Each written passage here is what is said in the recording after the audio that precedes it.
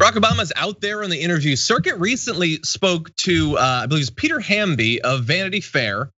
And their conversation was frustrating in a lot of different ways. The answers that Obama gave, very frustrating, and they've gotten some good responses from members of the squad and others. But then just the questions that Peter Hamby, the way he framed things to him. And I wanna give you, so here's what we're gonna have. We're gonna have a couple different interactions between Hamby and the president. We're gonna have the full question from Hamby and then the immediate response from Obama. So after the way that these questions are set up, I want you to see what he immediately responded with. So here's the first. This is Peter Hamby. So you write in the book, because they're talking about his most recent book, about how your grandmother instilled a certain worldview in you that you ended up taking into politics. Values like modesty, humility, hard work, marrying passion with reason. Today though, if you're becoming politically sentient on the internet, those aren't really values that apply. Are you worried that young people on the left today are engaging with politics in a way that is too combative, in ways that value attention and emotion, and that is kind of unhelpful for them as they enter politics and the political conversation? And Obama responds to all of that and says, well, Malia and Sasha, my daughters, we talk about this. Now we're gonna have more of his answer. But that guy, Peter Hamby, just said these things like hard work, passion with reason, modesty, that's a thing of the past. Make political work great again. Now they don't have any of that. They're too combative and emotional. So young people. That is quite a framing. So is this young elected officials, young like randos on Twitter, young voters? Like which young people are you talking about? By the way, when you say something like young people politically, and you're talking to, of course, former President Obama, who's a Democrat, you're talking about young Democratic voters. You're talking about young progressives. Let's keep it real. There's lots of code words, for the young voting bloc that the establishments of both parties dislike.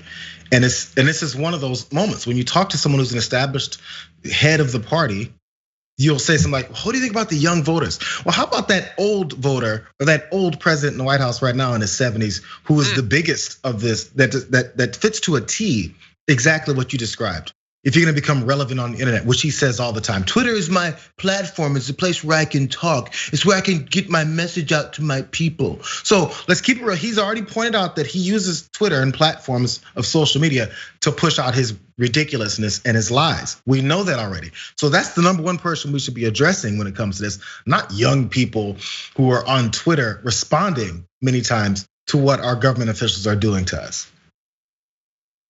Yeah, and we're just coming off an election where young people did turn out and voted for Biden. So was that good? Because those people suck. Those people are emotional and combative, and that's wait. So you want to vote? You want them to vote for you, but you don't want to listen to them, and you don't want them to drive the conversation at all because it's so counterproductive, and they're just trying to score points and everything. Emotional so and let me give you a little bit more. Emotional and combative. Yeah, cool, good. And so, I mean, look, this is a year of massive protests and constant rallies and all of that. Well, are we supposed to believe that he's not talking about those people? Those things that have been the big, other than the pandemic, that has been the story of American politics this year. Emotional, combative, not helpful really. So he says sometimes because you're responding so quickly and trying to be clever or snappy that they sometimes feel as if we're not really listening to each other as much as we should. We're just trying to score points. Okay, so this is a theme that's gonna come back a couple times during this thing about Obama, and that was Obama right there. So we're not really listening to each other as much as we should. We're just trying to score points. So here's the thing.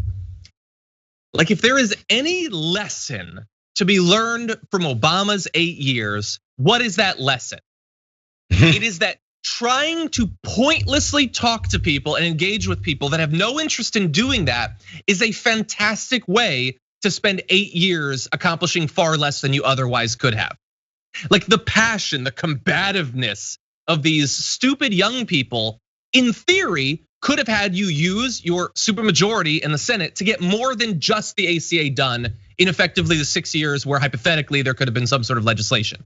But no, you tried to constantly engage with them and bring them in and be helpful and be reasonable and listen to their concerns. The negotiations for the ACA took more than a year because they kept doing these long rounds of negotiation where they gave more and more and more. And I understand some of the young people in the audience may not remember this. Do you know in the end how many Republican votes the ACA got? 0 after a year of negotiations. But coming out of this, he looks back on that time and thought, hey, at least we were talking. Now it's just combative. Well, no, but they were combative right then, and they kind of got what they wanted. They got an ACA that was weaker than it could have otherwise been.